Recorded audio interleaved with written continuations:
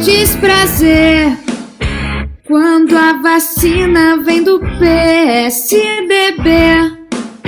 Quando o Datena até te chama de bundão.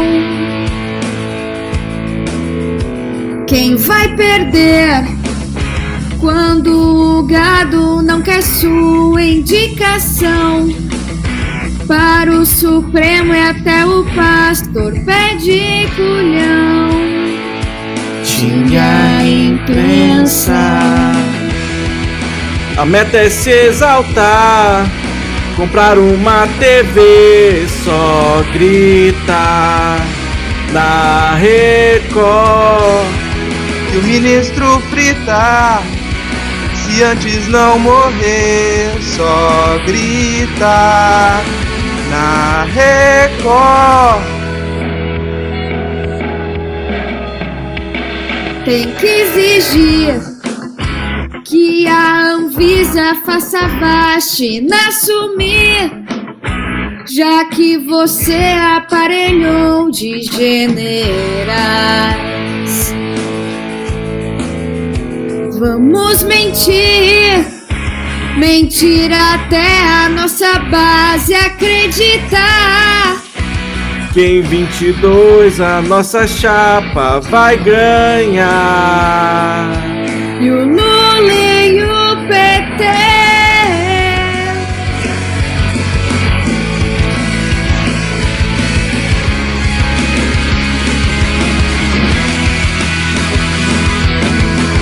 só basta se exaltar, só basta dar piti, só grita. só grita. Só basta se exaltar, só basta dar piti, só grita, só grita.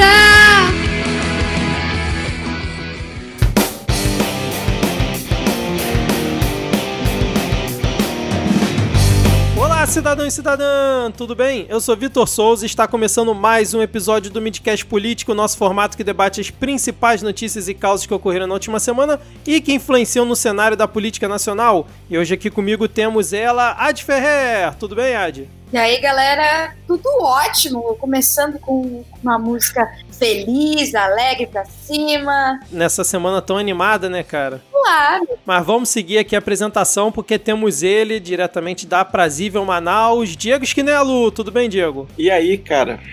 Bom momento aos nossos ouvintes. Eu estou aqui triste, não pela música, mas porque o meu Darkrai fugiu. Então me chamem pra fazer rede de Darkrai aí no Pokémon GO. É isso, obrigado. Obrigado por explicar, porque eu ia perguntar o que era Darkrai, mas vai Eu também, eu tava aqui tipo, o que será um Darkrai?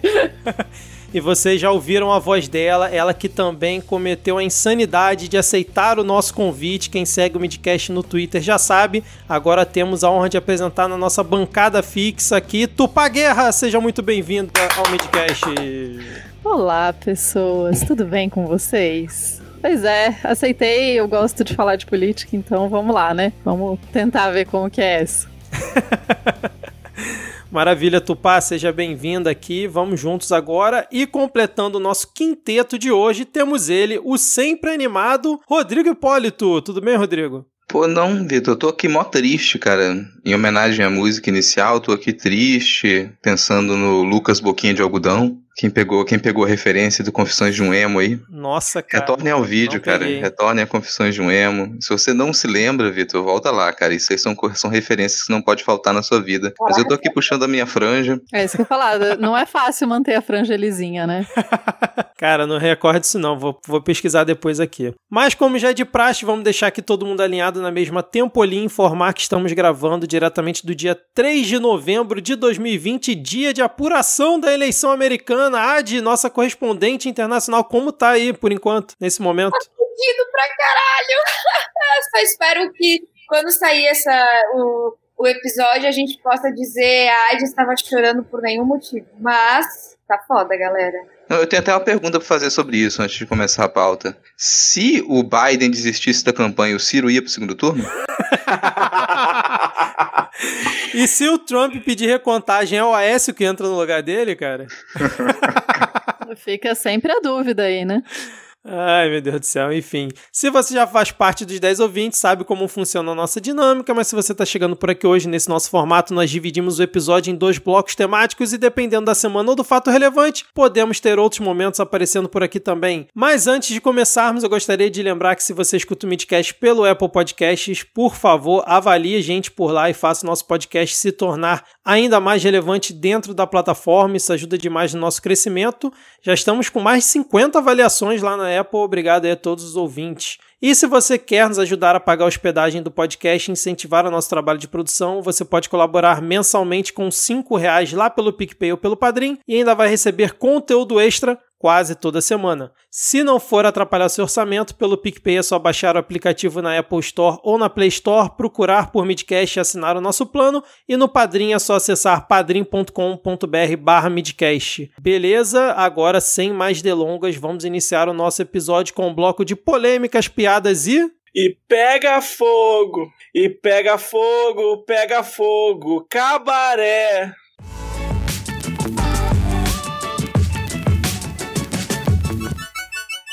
Começando aqui esse nosso bloco, vamos falar dele, de Pazuzuelo, que na última sexta-feira foi internado no hospital particular em Brasília, o Hospital DF Star, por conta do quadro dele de Covid-19, que nós já tínhamos comentado aqui semana passada. Inclusive o Bolsonaro tinha ido lá visitar ele falou que estava 0 bala, mas parece que não foi muito bem isso que aconteceu, e hoje ele completou 4 dias internado. Ele primeiro foi nesse hospital particular, depois foi transferido, recebeu alta, mas foi transferido para o hospital militar, e pelo que saiu a informação hoje, o teste dele deu negativo, e agora ele já recebeu alta e foi para casa. Mas e aí, como é que vocês acompanharam essa internação aí do Pazuzu, que falou que estava tomando cloroquina, azitromicina, Anitta, que estava tudo bem, 0 bala, mas aí precisou do hospital, né, para recuperar. Tomar no cu, né? Precisou tomar no cu.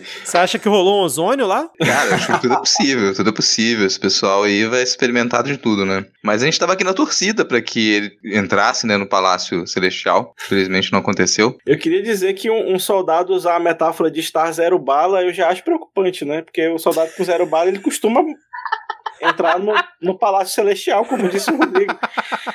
Pra você ver que, pelo visto, o cara responsável pela logística deixou a si mesmo sem munição. Então, Eu achei interessante que a questão, né, agora que você falou, o fato, quando ele falou que estava 0 bala, então, na verdade, ele estava falando sobre a verdadeira situação dele, né, que ele não estava bem. Só Exatamente. Que a gente interpretou errado, foi essa a questão. Verdade, hein, cara. Não, o legal foi o boletim médico falar que, na verdade, ele estava tratando desidratação. Nunca vi uma desidratação durar tanto, né? 4 dias, cara, internado. É muita desidratação. É quando você toma 38 mil quilos de antibiótico que não serve pra porra nenhuma, seu corpo fica ruim mesmo, cara. Acontece.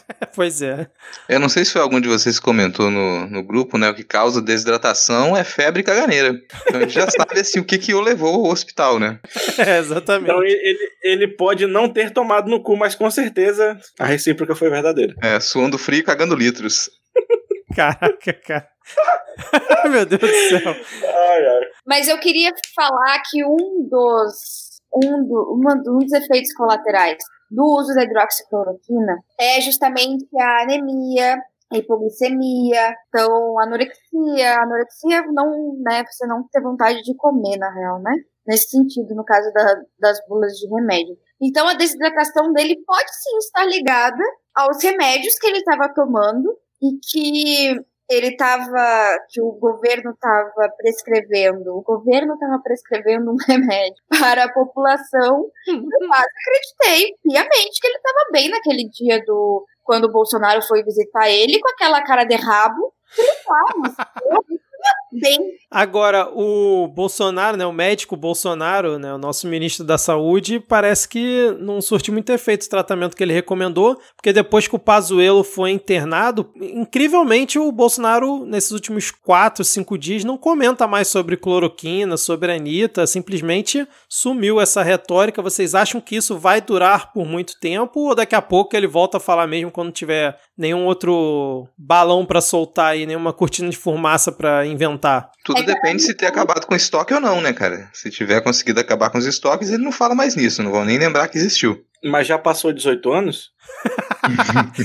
Senão, não acabou o estoque. Mas o engraçado, eu vi um comentário que o pessoal falando assim, pô, ele tá internado no hospital militar, então o diagnóstico, né, que ele vai ter vai ser o que o hospital quiser que ele tenha, né, cara? E não o que ele realmente vai ter. Se ele tá bem ou não, eles vão sempre dizer que ele tá bem, né? Pô, mas não confia na informação que vem dos militares, cara? Como é que o pessoal diz lá, o pessoal de direita diz é a instituição que o brasileiro mais confia, depois das legendas? O pessoal que faz agenda, não, é assim, o pessoal que faz agenda de série, o pessoal que faz GIF da Gretchen, aí depois vem os militares. Braço forte, mão amiga, né, cara? Mas é isso, mais algum comentário aí sobre Pazuzuelo?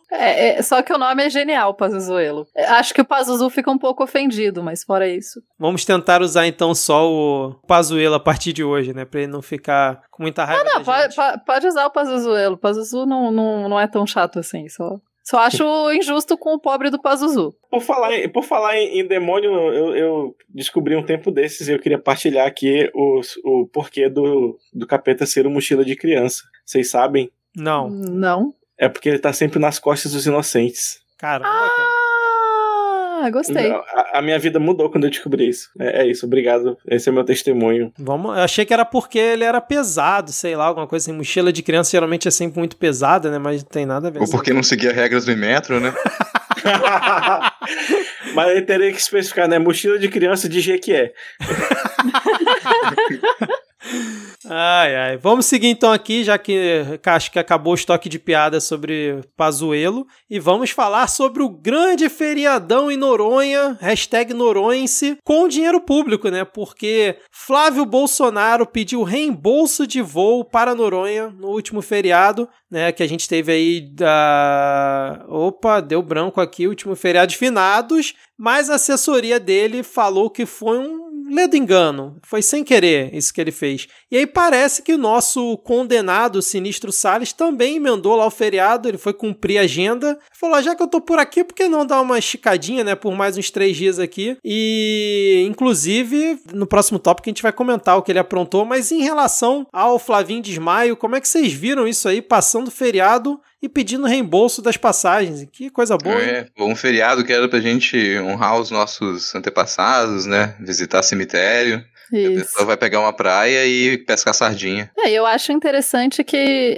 mas foi sem querer. Tem umas coisas que as pessoas dizem que fazem sem querer que eu acho muito curioso, né? Como que você pede o reembolso de uma passagem sem querer? É curioso, assim, né? Tipo, é um processo um tanto quanto burocrático pra ser sem querer.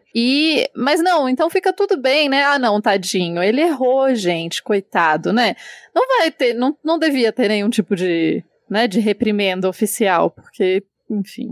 Não, e o detalhe é assim, se ainda fosse um voo pra São Paulo, né, Rio, Brasília, alguma coisa assim que ele deve estar acostumado a fazer, beleza, agora é Fernando de Noronha, né, cara? Não é todo dia que ele tá lá, né? Então, pô... É a suruba das passagens, né, cara? Mas ele é um senador da República, ele pode visitar qualquer estado a trabalho. Vocês são pessoas horríveis. Ele pode visitar qualquer estado do trabalho, inclusive Fernando de Noronha. A questão é por que ele tá trabalhando feriado, então? E porque o trabalho dele é passear na praia, por acaso? Ele estava fiscalizando a proteção ambiental em Fernando de Noronha. Detalhe, vocês já sem repararam? agenda nenhuma lá, né? Ele só foi, sem agenda. Mas assim, vocês já repararam que a agenda do senhor ministro, no caso do senhor ministro, né? Não do senador. A agenda do senhor ministro, coincidentemente, leva ele a lugares paradisíacos antes de feriados. Assim, é uma coincidência, né? Não tô implicando nada. Em defesa dele, ele precisa aproveitar antes que ele acabe. Não, mas o caso do Salles eu acho que é realmente trabalho, cara. Ele tá sempre indo verificar o que ele pode destruir. Fala isso aqui, nossa, olha que cenário, olha que paisagem, olha que natureza, o que eu posso matar? Será que eu derramo óleo aqui? E aqui eu posso pôr fogo? Gente, quanto trabalho pra fazer, né? Recife de coral, né? Tem uma barragem de mineradora com resíduo ácido pra eu jogar aqui pra dissolver essa porra? Cara, por onde ele passa, ele vai pisando e a grama vai morrendo, sabe? Você imagina o Salles pisando assim e a grama morre atrás. Onde ele pisa, nada mais nasce. Mas, de novo, eu tô tendo um papel muito difícil. De novo, em defesa desse pessoal, você sabe quanto é que é uma diária de uma pousada em Fernando de Noronha, cara? Pra sair do pobre bolso de um pobre senador. É verdade, né? Tem que pedir reembolso, cara, não dá. Ou então ter foto com o Luciano Huck, né, cara? É uma outra opção também. Mas ele não foi sozinho, né? De repente ele rachou. Puta que pariu. Lararará. Oi! Eu achei curioso, né, assim, as atividades... As notícias que a gente vê de Noronha nos últimos tempos são de atividades muito peculiares em grupo, né? E daí vai todo mundo pra Noronha nessa época, tudo bem. Cada um, né? Só acho palha usar o meu dinheiro pra fazer isso, assim, quiser fazer. Sem me convidar, não que eu quisesse companhia dele, mas pra tomar o vinho branco eu ia, sabe? Até isso o Salles quer destruir, né, cara? O Noronhense. Puta merda, cara. Olha o grupo que foi dessa vez agora. Flávio Bolsonaro, Ricardo Salles, teve aquele outro, o nome, o ministro sem sobrenome. Sem sobrenome. O incaível, o inderrubável Marcelo Álvaro Antônio Pedro João de Alcântara. Tava lá também. Gente, eu crio imagens mentais. Por favor, parem. Esse é o objetivo, meu caro. E aí, Adi, você tá no mudo de novo ou você tá só quietinha meio? Não, eu falei horrores. A gente não ouviu nada aqui, cara. Sério? Sério. Não tava no mudo. Eu fiz questão de não botar no mudo justamente pra... Eu tô sendo derrubada.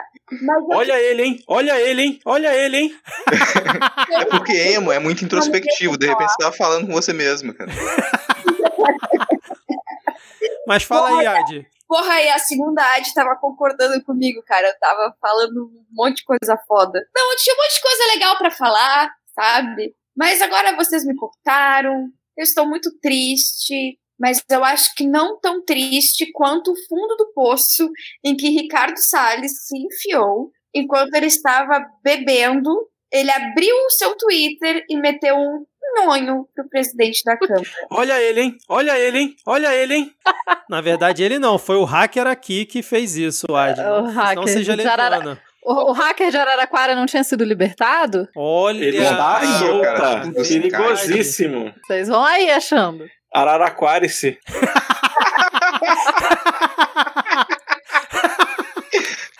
Agora, mas assim, você pensa pra quê, né? Qual foi o objetivo do comentário do ministro? Chama-se cachaça e o duvido. É a força motriz mais poderosa que existe. Tava lá todo mundo xingando o Rodrigo Maia, que não passou alguma boiada que eles queriam. Aquele nhonho, filha da puta, não passou o projeto e tal. Ei. Quanto tu quer pra chamar ele de nhonho agora no Twitter? Não, pô, para com isso. Duvido.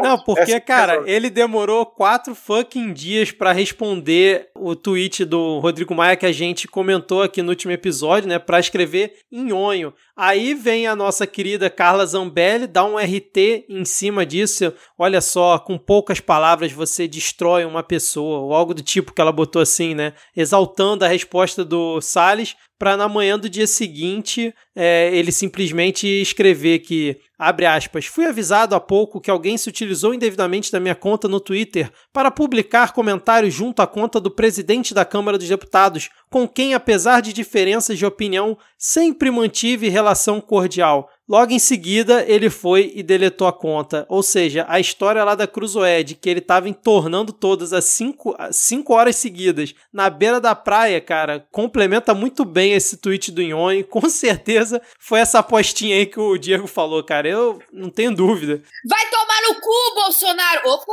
gente, desculpa, foi usada a minha conta indevida. O hacker invadiu aqui, eu vou ter que me retirar.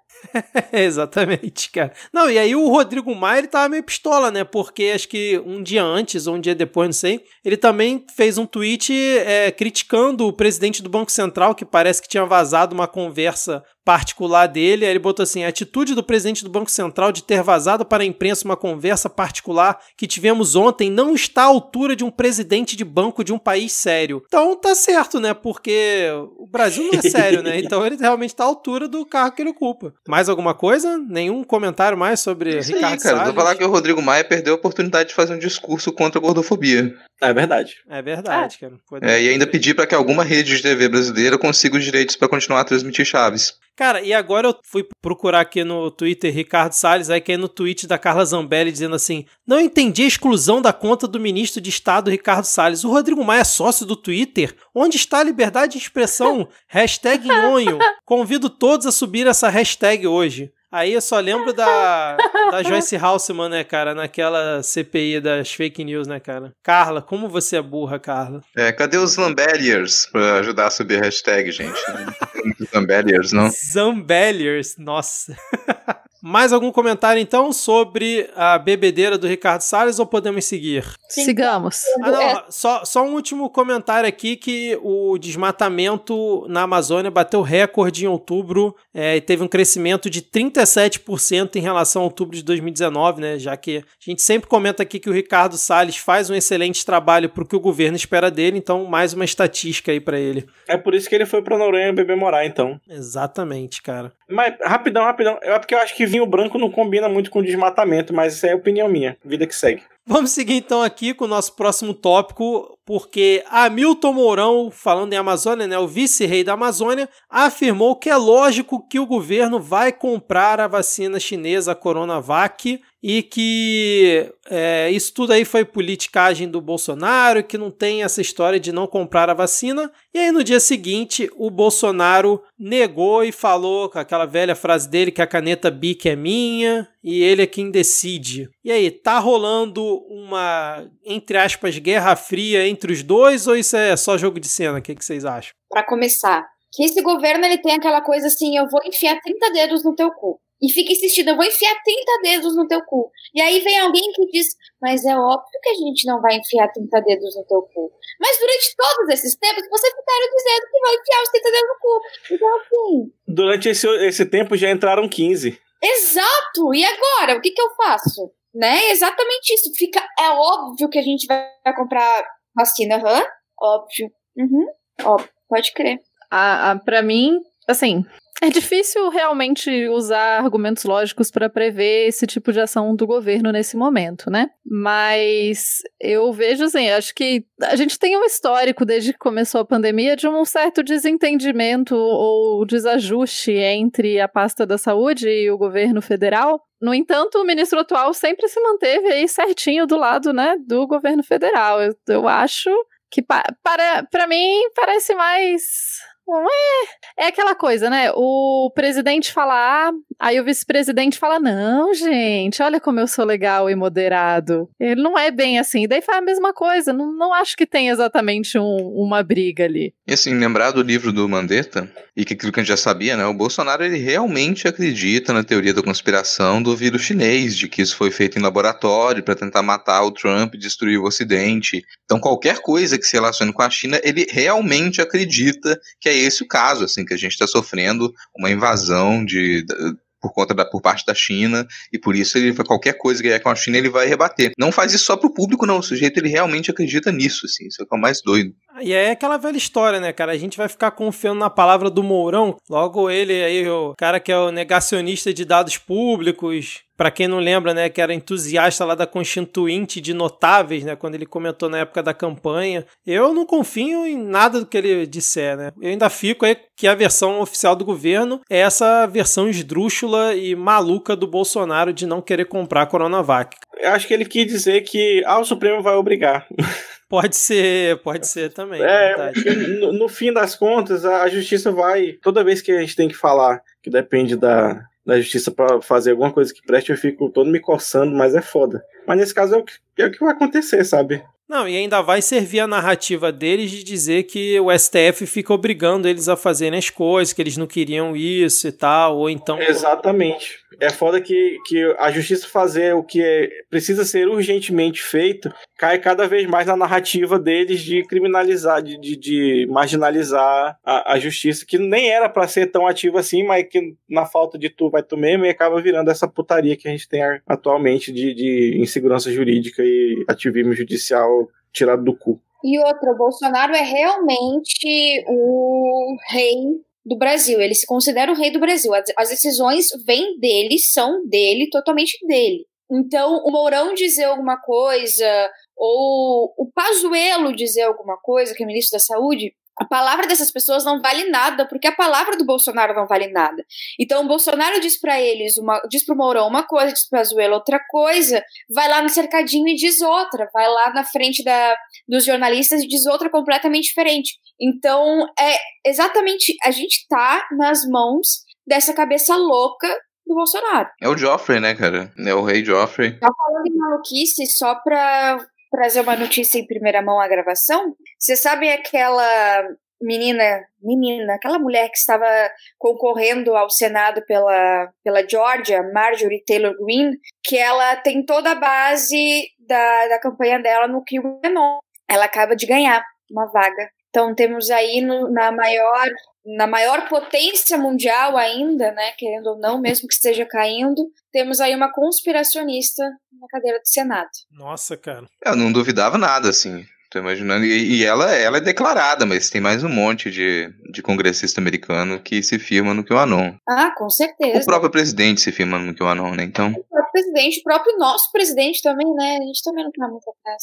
E só fazendo um adendo aqui, essa questão da vacina, eu tava vendo hoje que a Fiocruz anunciou que a partir de janeiro vai começar a produzir a vacina de Oxford e ela sendo aprovada na fase 3 e recebendo a autorização da Anvisa, eles já prevêem que em março tenham mais ou menos aí 40 milhões de doses para poder já começar a distribuir para fazer campanha de vacinação e tal, que aí vai depender do Ministério da Saúde. Mais uma frente aí que está sendo buscada, né? É isso então, mais algum comentário aqui nesse nosso primeiro bloco ou podemos seguir? Acho que podemos seguir. Bom, então vamos seguir aqui então, porque nós vamos para onde, Rodrigo? A gente vai para a parte mais desgostosa desse programa, a gente vai para a parte que todo mundo acha chato. Começando aqui a parte que todo mundo acha chato, com atualização de notícias passadas. A gente tem algumas atualizações aqui que muita coisa aconteceu desde a última gravação. Uma delas é que um tópico que a gente discutiu durante 2 programas, que foi a flexibilização das regras para a preservação de restingas e manguezais, que foi derrubada pelo CONAMA aparelhado pelo Ricardo Salles, 2 semanas atrás. Ela tinha sido revogada e depois ela tinha retornado, e a última notícia que a gente tem do dia 29 de outubro é que a ministra Rosa Weber, ela enfim derrubou essa decisão, que ela é obviamente contra os princípios do CONAMA. O CONAMA estaria ali para fazer exatamente o contrário, né? Mas desde que ele foi aparelhado pelo Ricardo Salles, qualquer decisão que o Ricardo Salles tome, o CONAMA vai carimbar em cima. Isso talvez feche a questão ou não. O que vocês acham? Eu acho que o governo ainda vai recorrer, né, dessa decisão, como ele sempre recorre das maldades que ele tenta praticar e o STF barra,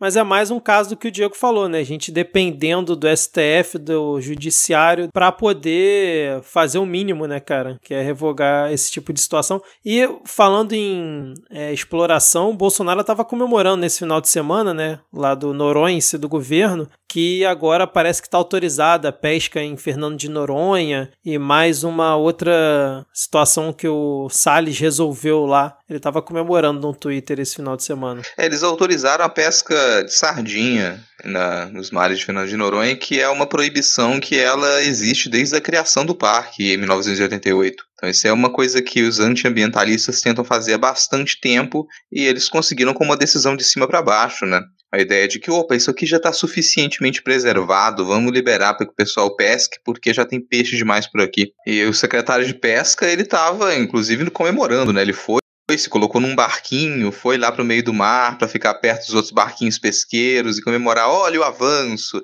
olha aqui os barcos pesqueiros, mais investimento, nas ondas do empreendedorismo, vamos jogar sarrafa, vamos jogar rede. É isso, gente, vocês vão jogar sarrafa, vão jogar rede nos mares de Fernando de Noronha para poder pescar sardinha, e quando você joga rede, você pega de tudo. Então você simplesmente vai arrebanhar todos os peixes, todas as formas de vida estiverem ali. E como é uma área muito preservada, você tem muitas formas de vida num ecossistema super complexo, você liberar esse tipo de pesca é quase acertado que você vai ter um prejuízo para o meio ambiente enorme. Muito bondoso o seu quase. O quase é porque isso ainda pode ser revogado também em algum momento. Não, e aí você falou que o cara da pesca tava lá, eu lembrei que o sanfoneiro tava também, né? O cara da Embratur tava lá junto nessa comitiva aí.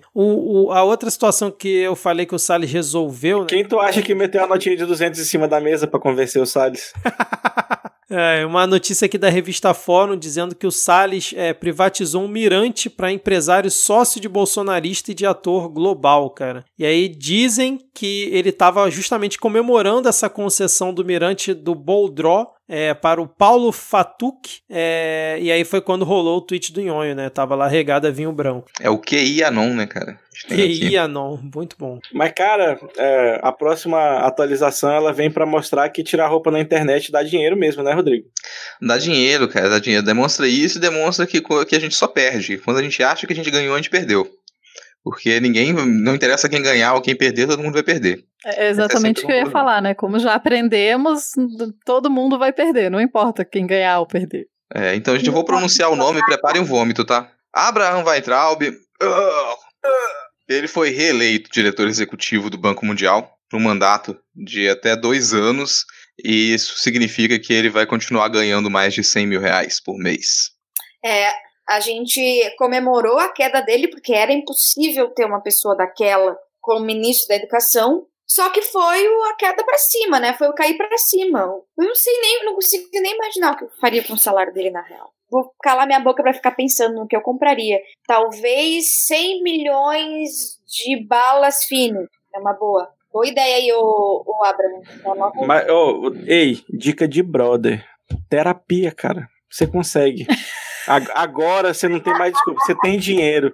Terapia, entendeu? Acho que vale a pena, hein? Ninguém precisa saber, entendeu? Você fala que vai no puteiro, aí você pega e vai no terapeuta. Olha aí, que loucura. Pensa na ideia, pensa no assunto. Vai lá, cara.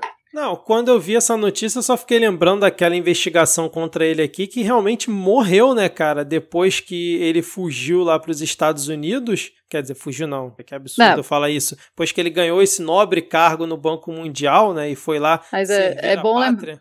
Rapidão, mas é bom lembrar que ele entrou nos Estados Unidos com uma coisa um pouco, né, assim, digamos que ele entrou com um passaporte diplomático quando ele não tinha mais, uma vez que ele não era mais o ministro, ele não deveria estar com esse passaporte, né? Exatamente. Mas acho que agora como funcionário do banco lá, ele já deve ter pelo menos um visto de trabalho, né? Sim, agora sim, com certeza. Mas eu tô dizendo que na época que ele entrou, não tinha. Tá vendo, seus estadunidenses de merda? Vocês ficam votando Trump nem pra manter latino irregular fora, ele serve, olha aí. Cara, que loucura você pensar que teve toda a brincadeira, né, com esse governo acabar com a mamata, era a pauta acabar com a mamata. Bicho, isso é exportação de mamata. Sim, cara, boa, muito bom. 115 mil por mês, não é isso? Make mamata great again. E aí, como bem disse o Josias de Souza aqui na coluna dele, né, isso foi a meritocracia às avessas, né, cara, é o exemplo do Weintraub. A pessoa ganha tanto dinheiro, continua feio, sabe, mal vestido, um mau gosto. Já viu o Weintraub bem vestido? Não aprende a falar, não melhora a dicção. É um negócio horrível, cara. Que tristeza, dinheiro mal gasto. O cara chamou o pessoal da STF, né, os ministros de vagabundos, saiu do país, né, sem, teoricamente, poder, agora tá com um cargo de 115 mil representando o país e, tipo, tá tudo bem, cara. Tá tudo ótimo. Podia gastar esse dinheiro pra aprender a escrever. Imagina que loucura, sabe? Se ele finalmente conseguir fazer, sei lá, conseguir fazer um supletivo pra aprender a escrever, já seria um bom gasto pro dinheiro. Mas aqui, continuando nessas atualizações de notícias passadas, a gente teve uma consternação geral aí nessa última semana por conta de um decreto que foi assinado pelo presidente no dia 27. Nossa última gravação, o Bolsonaro assinou um decreto junto com o Paulo Guedes que permitia que a pasta do Ministério da Economia fizesse estudos para incluir unidades básicas de saúde dentro do programa de parcerias de investimentos da Presidência da República, o que significa estudos para poder encontrar parcerias privadas, investimento privado para o SUS. A consternação foi por conta da possibilidade de privatização do SUS,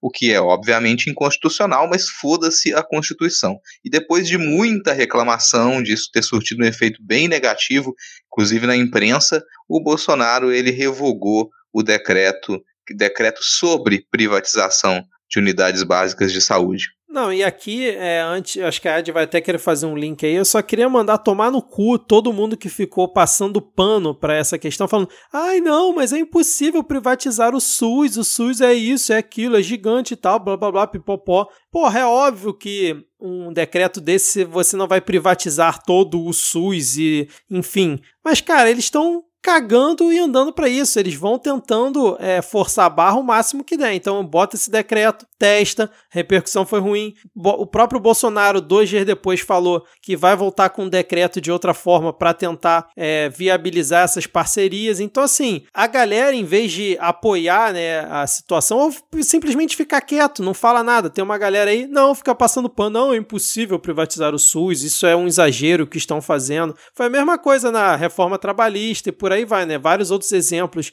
que o pessoal fala que é tudo um exagero, que o pessoal fica gritando à toa na internet, na imprensa, e quando vê, a coisa já foi. Mano, pouca gente tem mais que se fuder do que a galera que fica defendendo as merdas desse governo com a desculpinha de porque eu sou liberal. A única liberdade que essa porra desses caralho, dessa corja defende é a liberdade de morrer.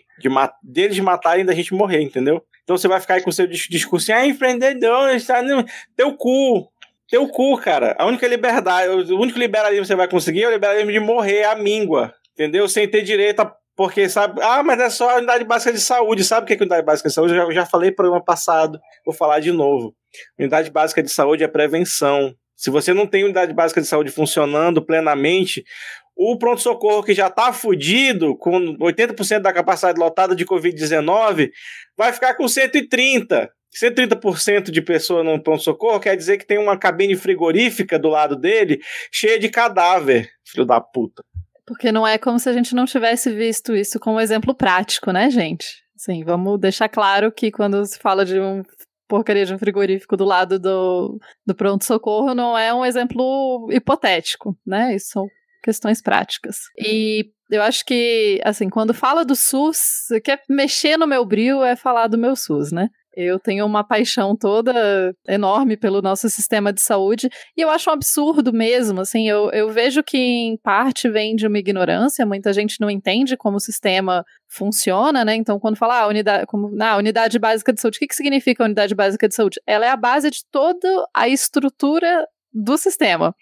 Não é só o postinho que você vai lá de vez em quando, né? O sistema todo é estruturado a partir da ideia de que você tem atenção primária na base. A atenção primária é justamente você cuidar das questões iniciais de forma em lugares mais simples e cuidar das questões simples e então encaminhar as pessoas para o pronto-socorro. Inclusive, a gente não devia ficar indo no hospital por qualquer coisa, devia ir no posto de saúde e não no hospital. Mas esse é outro ponto. Então, além disso, quando o SUS foi criado e foi pensado, eu falo quando o SUS foi criado e foi pensado, mas isso não quer dizer que ficou estático, tá? Porque às vezes as pessoas, mas é 30 anos atrás, 30 anos atrás, mas ele tem sido reavaliado e repensado em várias questões. Se a gente olhar na Constituição, tá lá no artigo 197, se eu não me engano, posso estar enganada, falando claramente que a saúde é um direito de todos e um dever do Estado. Se ela é um direito de todos, quer dizer que todos nós temos direito à saúde e atenção à saúde, e ela é um dever de quem? Do Estado. Mas você está dando direito sem pedir contrapartida. Como assim sem pedir contrapartida e todos os impostos que a gente paga, né? Porque as pessoas acham que o SUS vem de graça da onde? Não cai do céu, cai dos seus impostos. E vamos lembrar que absolutamente 100% das pessoas do país usam o SUS. Mas eu sou rico milionário e pago um plano de saúde. Pois é, que é fiscalizado pelo SUS. Tem água potável na sua casa? Também fiscalizado pelo SUS, né? Você compra remédio na farmácia? Quem regulamenta os remédios também SUS, né?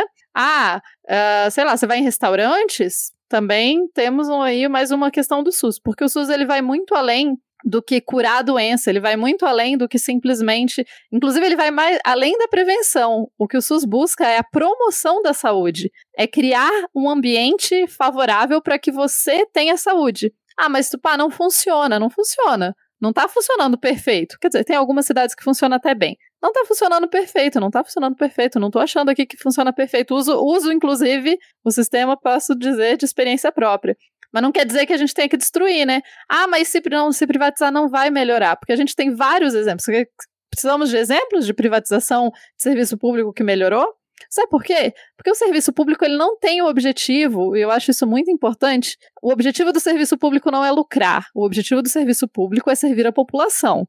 Então, quando a gente privatiza uma questão ou coloca a iniciativa privada para cuidar das unidades básicas de saúde, para que, Mas eles vão querer o quê? Eles vão querer lucrar. Por quê? Porque sim, né? Porque é um negócio. Se você tem iniciativa privada, a iniciativa privada está lucrando. Porque o objetivo da iniciativa privada é ganhar dinheiro. O objetivo do governo não é ganhar dinheiro, é servir a população. Então, essa diferença é muito importante.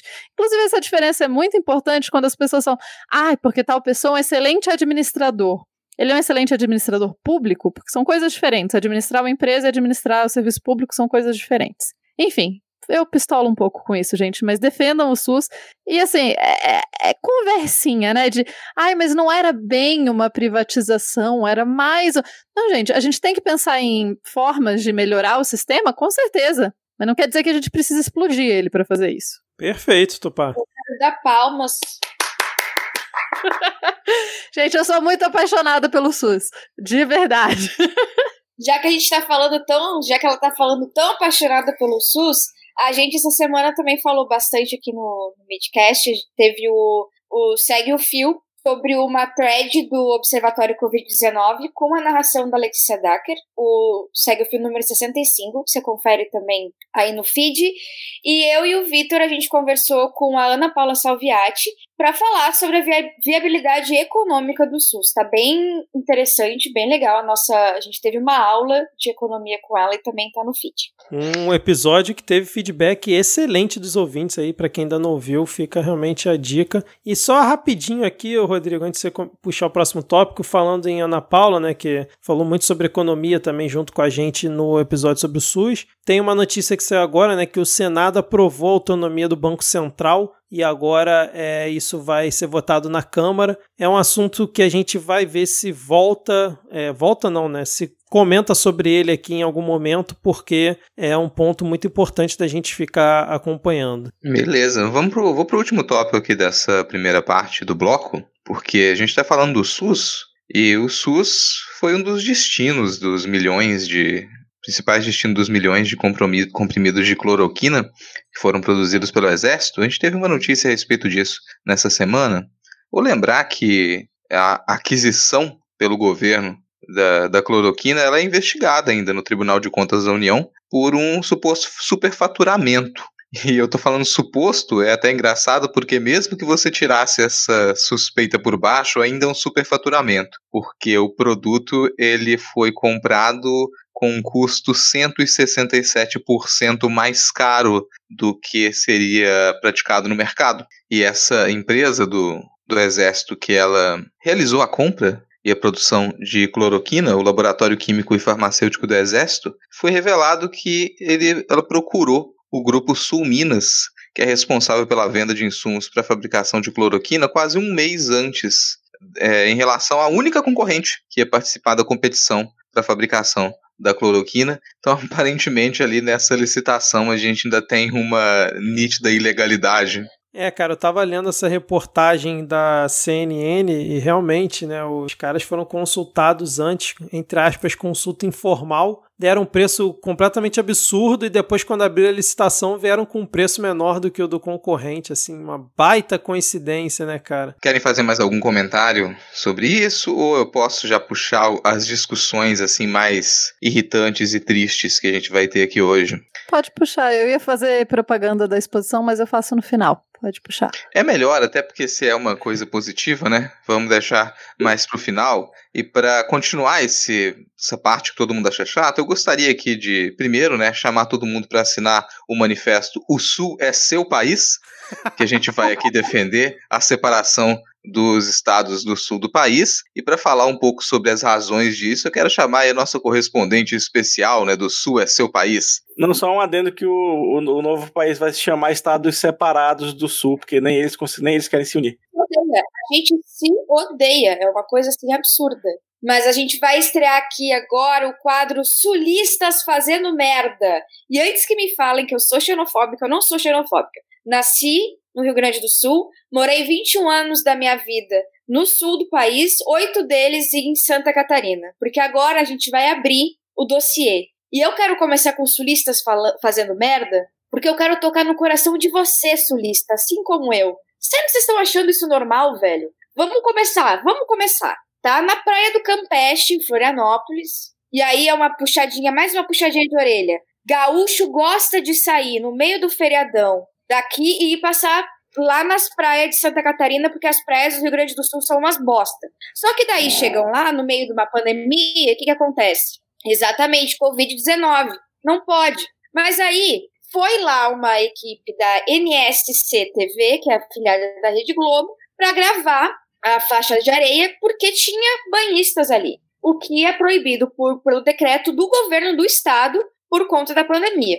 Aí o que os caras fizeram? A menina estava ali gravando, fazendo o seu trabalho, trabalhando, e o bando de homens, sim, só tem uma mulher nesse meio, que tá ali conversando e tal, mas quem de fato agride a jornalista são homens. E agridem dizendo que ela não poderia estar ali gravando, que ela não pode gravar essas pessoas, mesmo essas pessoas estando em lugar público. Tem uma parte em que esses homens retiram o celular da mão dela, porque ela está gravando toda a ação, e ela tem direito de gravar toda a ação, e tentam retirar a câmera do cameraman. Então foi uma agressão, assim, absurda. Para começar, que não tinha nem que estar lá, né? A jornalista estava lá porque é trabalho dela, e ela tem direito de estar lá. Agora, você que tá lá, passando Covid-19 para todo mundo, curtindo um feriadão, você tá errado, cara. Você tá errado, não adianta, não tenho o que te dizer. Vocês querem comentar alguma coisa dessa desgraça? Acho que você resumiu bem falando em desgraça, né? Eu assisti esse vídeo aí, é uma coisa tenebrosa, cara, o que foi feito. E aí, até a hora que eu vi, ainda não tinham identificado quem eram essas pessoas, né? Esses desgraçados que fizeram essa ação. Foi muito absurdo, cara. Tomam o celular da mão dela, cara, assim, sem comentários. Só gente de bem, né, gente? Cidadão de bem clássico ali, né? Falando em cidadão de bem, é claro que uma cidadã de bem governa Santa Catarina neste momento. A cidadã de bem, chamada Daniela Reiner, que está sem partido no momento, como a gente já falou no programa passado, ela é tão bolsonarista, que ela fez muita bolsonarice essa semana também, por isso que ela mereceu estar aqui. Quando pressionada se ela era contrária ao nazismo, ela não deu uma resposta concreta. Mas, depois que a repercussão foi muito negativa, ela foi obrigada a divulgar uma nota para se manifestar contrária ao nazismo. Por quê? Porque o pai dela, o seu Altair Reiner, é um professor de história, ele é negacionista do Holocausto e ele é neonazi. E ela nunca tinha se mostrado contra nem a favor publicamente, mas é aquela coisa, se tem um nazista na mesa e alguém vem se sentar, então tem dois nazistas na mesa, né? Mas eu queria aprofundar um pouquinho essa questão da governadora neonazi, que diz que não é neonazi, porque nós temos uma questão no sul do país que é muito grave. A maior parte dos grupos neonazis estão aqui. A gente pode botar 1001 desculpas, a gente pode dizer que é pela colonização alemã, pela massiva colonização italiana, entendo, compreendo. Mas a maioria deles estão aqui. Aqui na minha cidade, a gente teve essa semana, eu acho que foi o maior ataque neonazi, é uma cidade do interior, então isso assombra. Foram várias pichações de morte a judeus, morte a negros, suásticas, enfim, vários tipos de ameaça, e que o pessoal se reuniu para cobrir. Então nós temos um problema no sul do país que é gigantesco. E em vez da gente falar, a gente bate no peito, e o Diego começou isso dizendo, são estados separativos do sul porque a gente se odeia. A gente se odeia e a gente não se entende, porque para nós, para gaúcho, o Rio Grande do Sul é o melhor estado do país. Para catarinense, Santa Catarina é o melhor estado do país. O Paraná está lá. Apenas.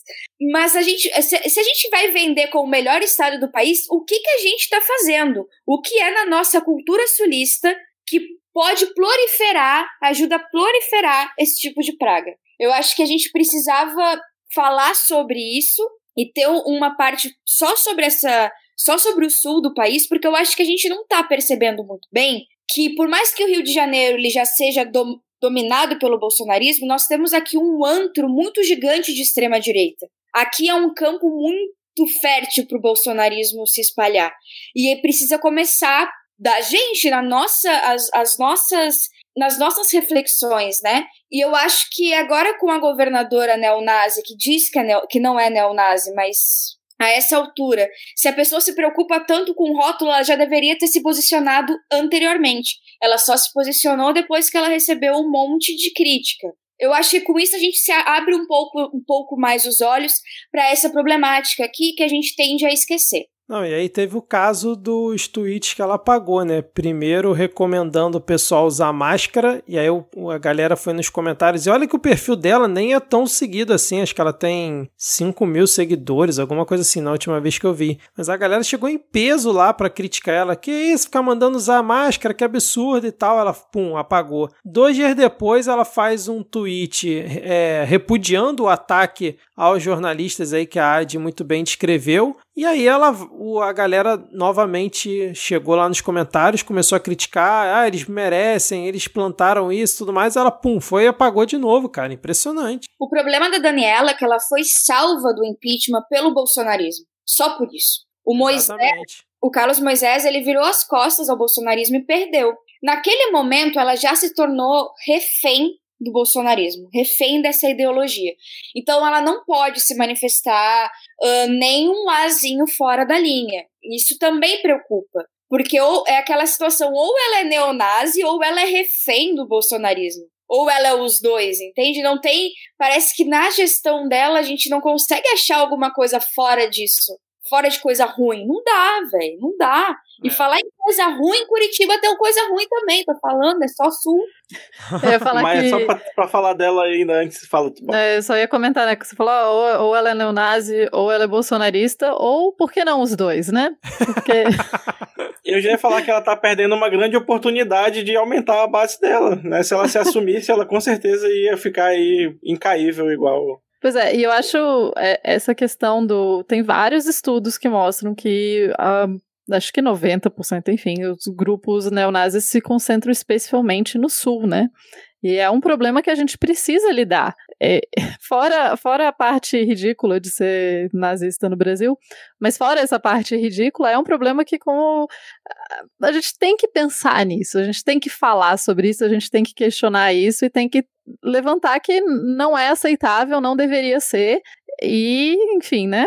Quem sabe um dia, enfim, não será. Só para te complementar, aqui no Sul nós temos uma população negra, uma população indígena, inclusive a maioria das pessoas que moram aqui são não brancos, né? E nós temos pessoas resistindo a essas situações neofascistas, né, aqui, e eu acho que, até como LGBT aqui no sul do país, eu posso dizer, não esqueçam que a gente existe aqui, porque às vezes se coloca todo mundo no sul dentro de uma mesma sacola, como todo mundo neonazi, todo mundo extrema-direita, é isso, foda-se, mas tem gente aqui resistindo, e tem gente aqui resistindo firme.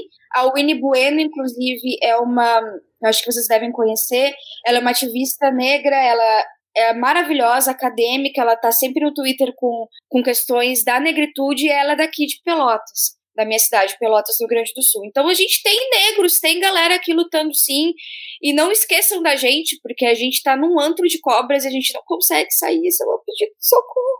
E eu acho eu acho que essa questão é importante, né, porque o Sul, a minha mãe costuma brincar, o Sul Maravilha, que se vende na TV, enfim, é um sul branco, e isso não é a realidade, né? Isso é uma narrativa que foi construída. E outra questão que eu sempre acho engraçado é o fato de que se repete muito, como o Rio Grande do Sul tentou se separar e não sei o que. Eu falo, gente, mas o Nordeste não só tentou, como conseguiu se separar mais de uma vez, né?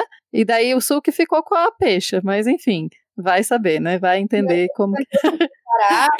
Claro que eu sei. É que o Nordeste a gente queria de volta. E assim, claro que historicamente e socialmente eu sei os motivos disso, era só, né, a questão, mas assim, essa construção forte, né, é uma construção que eu concordo plenamente, assim, a gente tem que valorizar e exaltar a luta do pessoal no Sul, porque é isso, porque os neonazis são uma galera barulhenta, mas não são a maioria da população.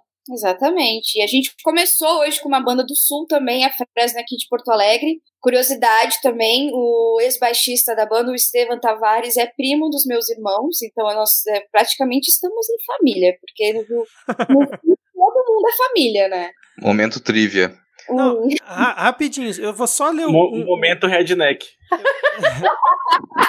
Falando em redneck, o negócio tá complicado aqui na apuração, hein? Mas vamos lá. Eu vou só ler o tweet aqui pro ouvinte pra cá não acompanhou. O último tweet que ela apagou, cara, pra vocês verem como é uma coisa assim tão absurda a galera ir contra essas palavras que você realmente vê que a gente tá chegando no fundo do poço, né, cara? Olha só. Ela escreveu assim: inadmissíveis as agressões sofridas pela equipe de uma emissora de TV. Ela nem citou a Globo, hein? Já tentando se precaver, né? Que estava no exercício de sua função em uma praia de Florianópolis. A partir do momento em que a violência toma frente, perde-se a razão. Não há justificativa para isso. E a galera foi contra essas palavras, cara. Inacreditável. E aí eu tava vendo que o perfil dela tem 4.400 seguidores. Só que o hate em cima dos tweets dela parece que estão monitorando ela, sabe? Tipo, vamos ver o que ela vai falar. Se ela se posicionar um pouquinho fora do que a gente espera, vamos lá atacar ela. Como a Adi falou, né? Ela tá ali na mão do bolsonarismo. É uma coisa impressionante, cara. Eu acho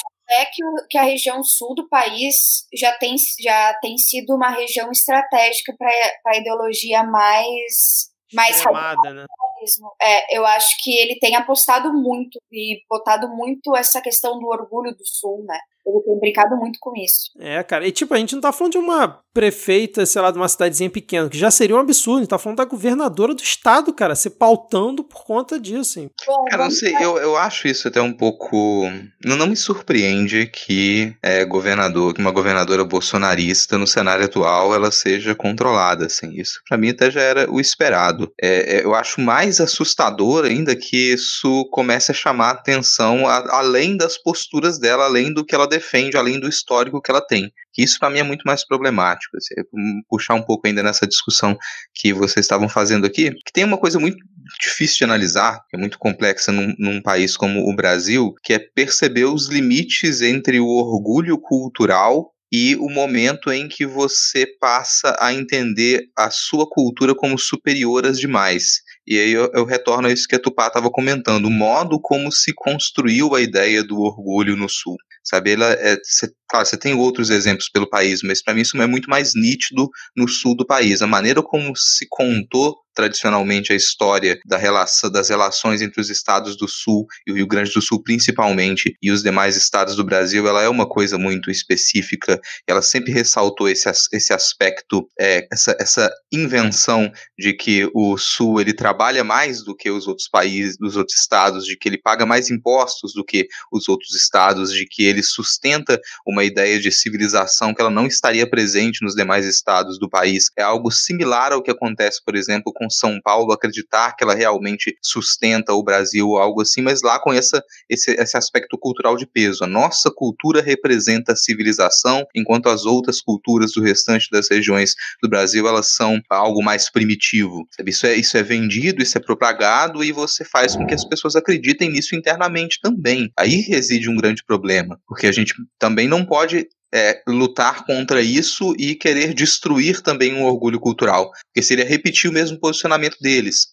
É muito difícil trabalhar com isso, é muito complexo trabalhar com essa ideia, mas existe um limite ali, entre você ter orgulho daquela cultura e você acreditar que aquela cultura ela merece o seu orgulho porque ela é superior às demais. Para mim isso ele tá na base da formação dos estados do Sul e do modo como isso é contado. Se a gente conseguir trabalhar isso de uma maneira melhor, talvez a gente solucione parte desse problema, mas a gente já está muito avançado nisso. Permite que surja grupos extremistas e neonazistas, essa construção cultural que se tem lá. Tanto que o exemplo que eu estava discutindo com a Adi mais cedo aqui no Espírito Santo a gente teve uma forte migração alemã, pomerana e italiana. A gente tem cidades aqui que têm orgulho da sua tradição italiana, da sua tradição alemã, mas esses grupos de extremistas, eles não se proliferam aqui, eles não ganham peso tanto, não que não exista, mas eles não ganham tanto peso. E as razões são as mais diversas, assim. A gente até brincou que, de repente, os carrascos foram para o Sul e os perseguidos vieram aqui para o Estado do Espírito Santo. Mas isso não acontece da mesma maneira que enquanto esse orgulho ele existe.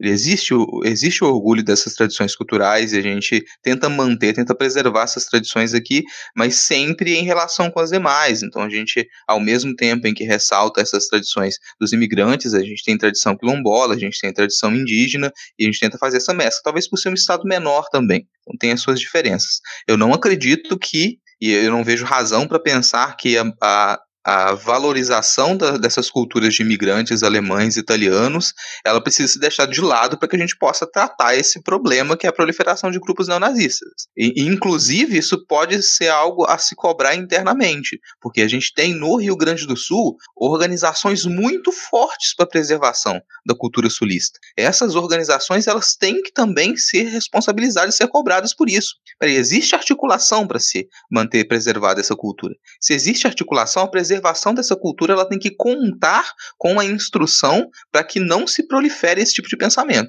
São CTGs, né? E Bom, a gente tem aqui campeonatos de dança, enfim, tudo muito bem organizado. Tem pelo menos, olha, na minha cidade, que é uma cidade pequena, 20 e alguma coisa de CTGs, assim. É uma coisa bizarra. Eu morei 4 anos da minha vida em Brasília e eu era convidada para ir em CTG, assim, sabe? E CTG são centros de tradições gaúchas. Então, se tem realmente um lugar onde você pode viver aquela cultura inteiramente, né? E agora há pouco é que se vê uma abertura maior a esses centros para a modernidade. E eu digo modernidade porque nós tivemos um casamento homossexual no CTG que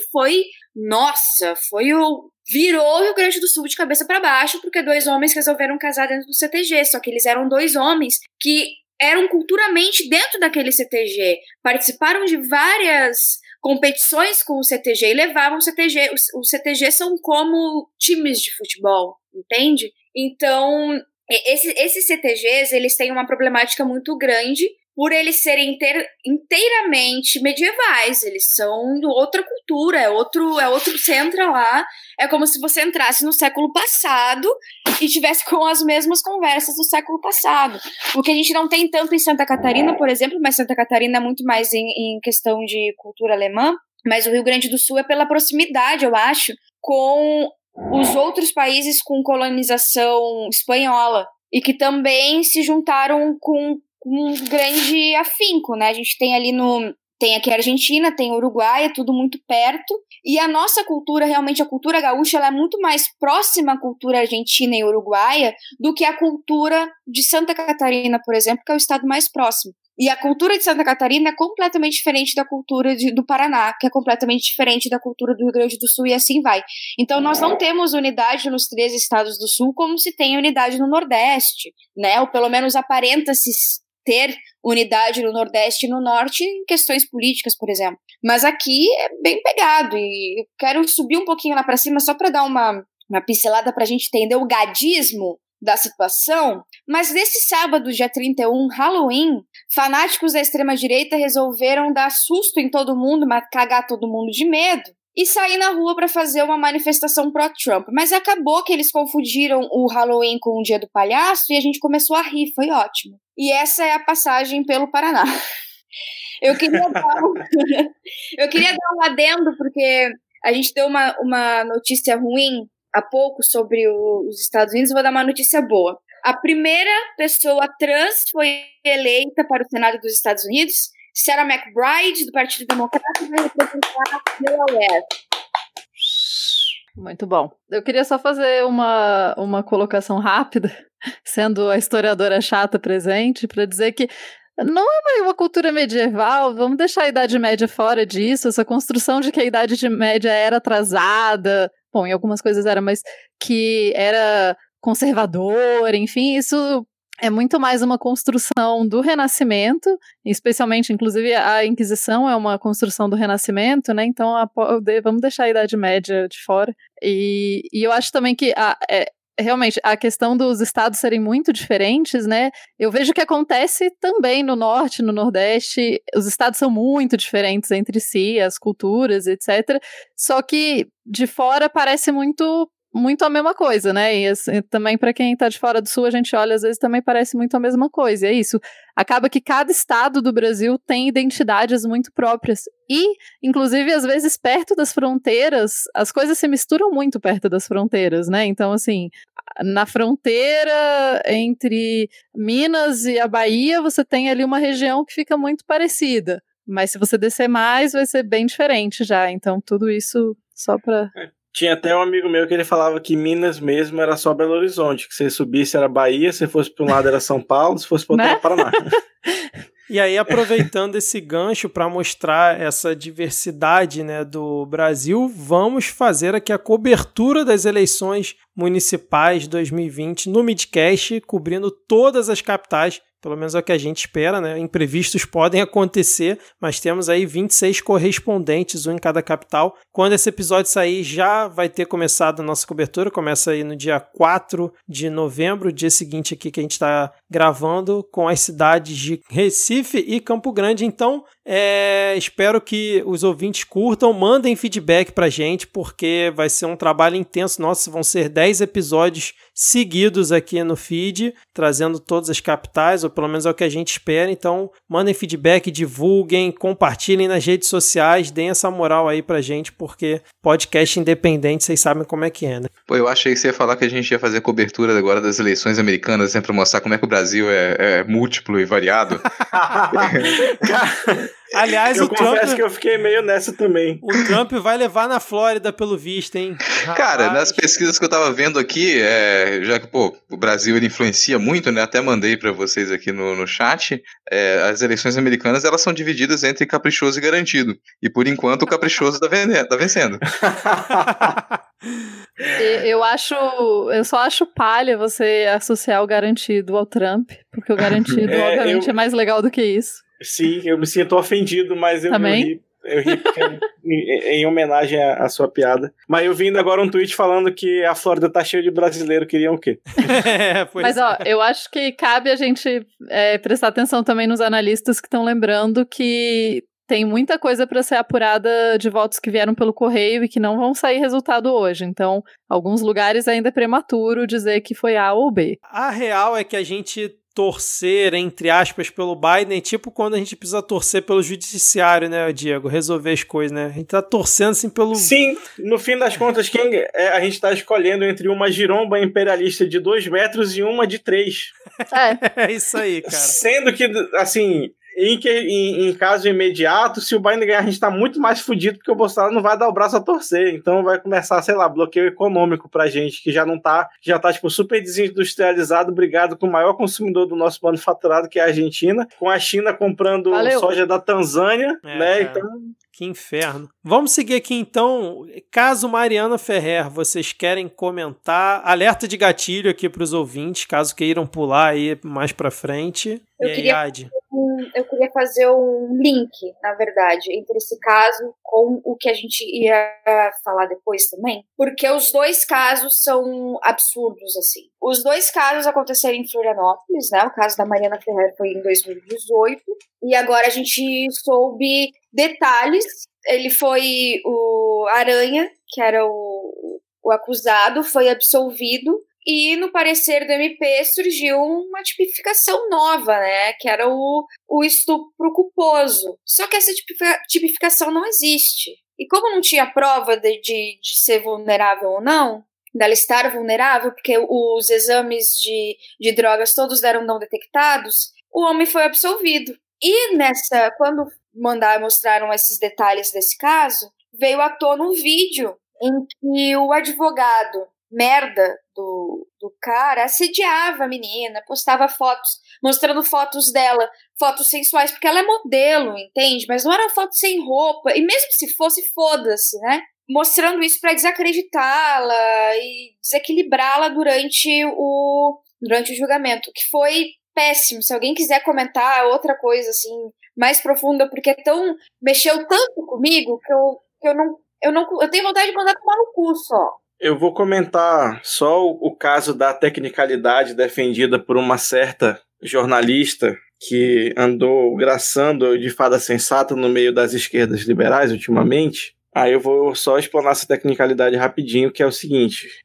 Isso que eu li, alguém comentando no Twitter, desculpa não te dar o crédito, mas é isso aí. Um beijo no seu coração. Quando o juiz identifica um erro de tipificação no processo, ou seja, quando a promotoria pede a acusação por algo que não existe, né, não é tipificado na lei penal, por que a promotoria faria isso? Já é outra história. Quando existe o erro de tipificação, cai a figura do dolo, ou seja, da intenção, por conta desse erro de tipificação. E aí passa a ser passível de ser condenado o réu pela versão dolosa, se houver. Então, digamos que existe na lei o crime de ser bobo doloso, mas aí o Ministério Público pede, sei lá, a condenação pelo crime de ser boboca, mas ser boboca não é ser bobo pela letra da lei. Então caberia condenar se houvesse um boboca doloso, aliás, culposo. Nesse caso é o seguinte, pediram estupro de vulnerável, mas como ela não era vulnerável, então houve um erro de tipificação, seria estupro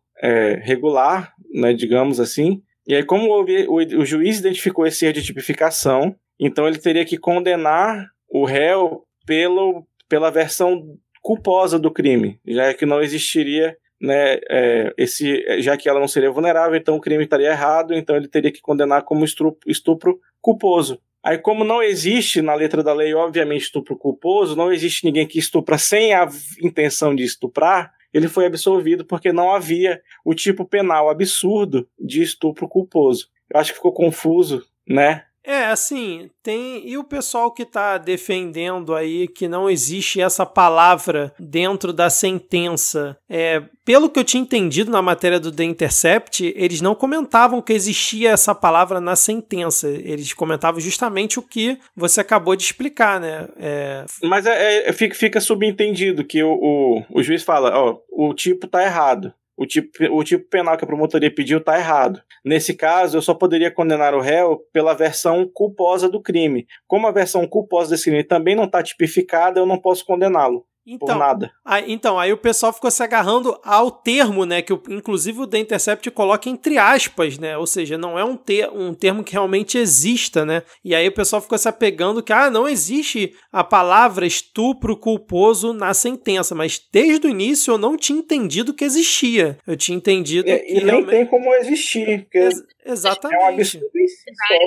Pessoal, porque o The Intercept atualizou a matéria agora e botou assim, a expressão estupro culposo foi usada pelo Intercept para resumir o caso e explicá-lo para o público leigo. O artifício é usual ao jornalismo. Em nenhum momento o The Intercept declarou que a expressão foi usada no processo. O que me pareceu é que a galera ficou arrumando um jeito de tentar, entre aspas, passar um pano para a situação e tentar apagar de, tipo assim, olha só, eu sou o entendedor da história e vocês estão falando o que sobre isso? E todos que eu vi tentando, entre aspas, na minha visão, tá? Passar pano para isso, são pessoas que são formadas, né, em direito. Então, assim, me desculpem aí os advogados, né? Mas todas as pessoas que eu vi tentando fazer um meia-culpa da situação é isso. Em vez de focar no absurdo maior, né? Além da absolvição, na verdade o absurdo maior é a absolvição desse desgraçado. Mas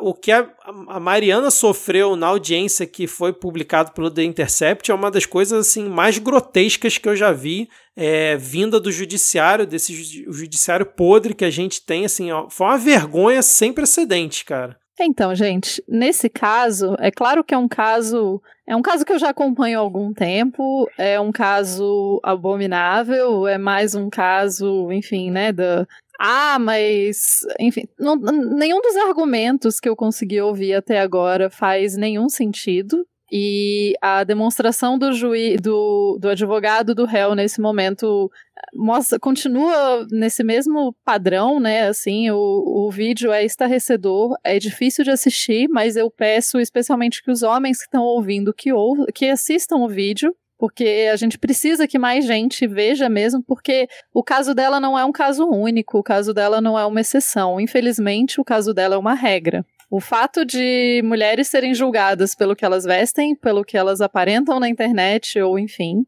é comum, é constante e é utilizado como defesa. Porque o que o advogado ali fala é que ela... Bom, vamos lembrar que ela tinha uma carreira de modelo, o que também não é importante, mas assim, né? As fotos que ele usa são fotos que ela fez a trabalho, e ele usa como argumento para dizer que ela não era virgem, o que é outra loucura, assim, né? Tipo, se você faz foto sexy, você obviamente não é virgem, isso não faz nenhum sentido. Fora isso, então...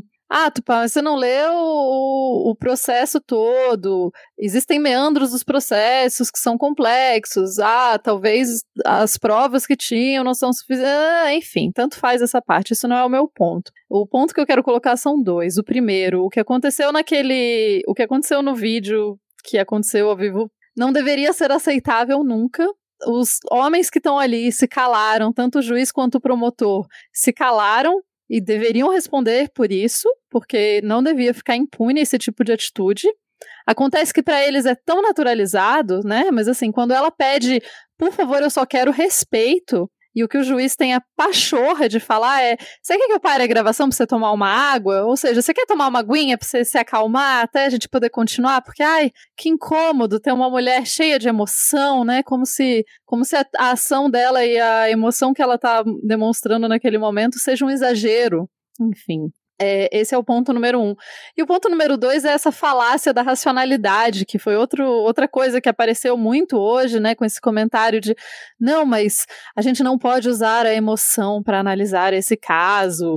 Enfim, cara, primeiro que essa ideia de que o racional existe, né, e que a gente pode ser simplesmente racional e que a gente pode analisar fatos sem nenhuma influência da nossa vivência prévia, isso é mentira. Quanto mais a gente puder entender que a gente não nós, como seres humanos, nós não temos como ser, a gente se esconde atrás da falácia de que a gente é racional para defender um lado. É muito mais claro e muito mais honesto quando você expõe o lado que você tá. Então as pessoas podem fazer uma crítica mais clara ao que você está falando, certo? Então, eu acho que era esses dois pontos, assim. No caso da minha crítica à falácia da racionalidade, o mito da racionalidade, vai muito em relação a isso, né? Tipo, independente do que é culpado, não é culpado, não tô defendendo nem atuando, assim, mas, né? Independente disso, o que se passou naquela sessão foi inadmissível, e também é inadmissível se esconder por trás da ideia de que, mas é que eu sou muito racional, por isso eu consigo analisar friamente todos os dados. Não consegue. Inclusive, eu vou até deixar no link um fio de Twitter feito pela Natália Aguiar, que é uma cientista política, que fala justamente sobre esse mito da racionalidade, que eu acho que é importante a gente repensá-lo.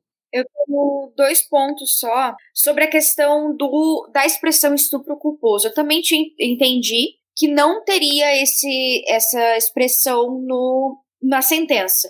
E aqui, de fato, eu vou abrir aspas para a notícia do The Intercept, bem rapidinho. Segundo o promotor responsável pelo caso, não havia como o empresário saber durante o ato sexual que a jovem não estava em condições de consentir a relação, não existindo, portanto, intenção de estuprar. Ou seja, uma espécie de estupro culposo. Então, essa expressão, uma espécie de, já deixa claro que não tem essa expressão na sentença. Então, se ater a isso, não seria o correto, né? Só um detalhe, Ed, desculpa te interromper assim, mas, gente, só deixando claro, se você não consegue ter certeza se a pessoa com quem você está tendo um intercurso carnal está em condições ou não de consentir, não faça, tá? Você tem que ter certeza que a pessoa está em condições de consentir, não dá pra não saber. Que sexo é esse que você não tem como ver se a pessoa tá consentindo ou não, né? Né? Enfim. E outra coisa, o advogado criminalista que defendeu o menino, deixa eu até pegar bem o nome dele, porque eu me esqueci o nome dele, é Aranha, né? Mas qual é o nome dele completo? Aranha é o acusado, o advogado é outro. Isso, eu queria falar bem o nome do acusado, o André Camargo Aranha. O nome do advogado dele é Cláudio Gastão da Rosa Filho. Ele já defendeu a extremista Sara Giromini, só gente boa. E o escritor Olavo de Carvalho naquele processo com o Caetano Veloso, né? Que ele foi processado pelo Caetano Veloso por difamação e injúria, que chamou ele de pedófilo, né? E perdeu. Então esse cara também defendeu o Olavo de Carvalho.